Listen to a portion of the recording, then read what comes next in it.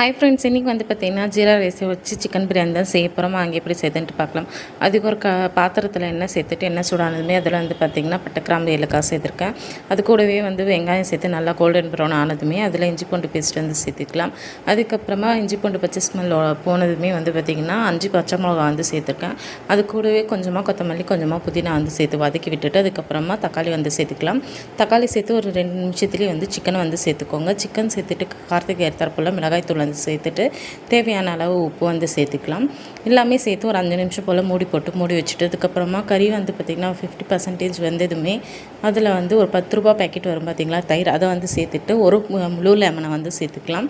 நான் இன்றைக்கி 2 கப்பு அரிசி எடுத்திருக்கேன். ஸோ அதுக்கு 4 கப்பு தண்ணி வந்து நான் சேர்த்துக்கிறேன்.